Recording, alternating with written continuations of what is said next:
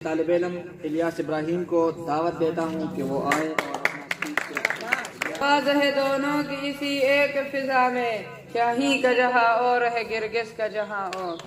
صدر ذی وقار، معزز مہمانان گرامی، قابل قدر اساتذہ کرام اور میرے ہم مکتب ساتھیوں، السلام علیکم۔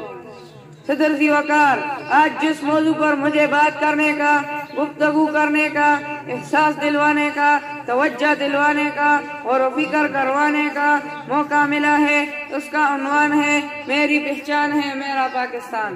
جی ہاں عالی وقار، بالکل میری پہچان ہے میرا پاکستان، میرا آن ہے میرا پاکستان، میرا جینا پاکستان، میرا مرنا پاکستان، میری جستجو پاکستان، میری خوشی پاکستان، میری محبت پاکستان، میرے آباء و اجداد سے ملا تحفہ پاکستان۔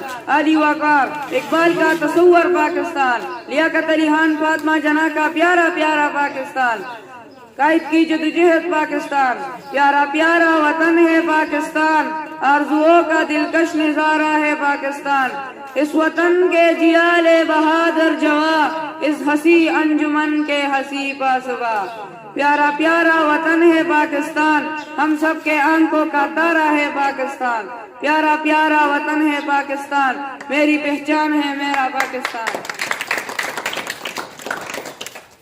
صدر ذی وقار، جی تو چاہتا ہے کہ پاکستان کی ہر خوبصورتی کو کھل کر گلاب کی پھول کی طرح سامنے رکھ دوں، لیکن میرے پاس 4 سے 5 منٹ ہے، تو ان 4 سے 5 منٹ میں تو لفظ پاکستان کی ایک خوبصورتی کا بیان کرنا مشکل ہے، تو پورے پاکستان کا کیسے کروں؟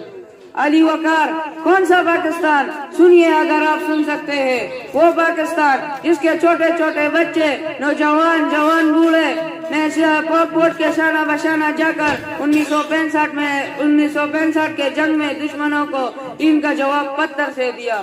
تو جناب صدر، دوبارہ پاکستان کا نام روشن کرنے کے لیے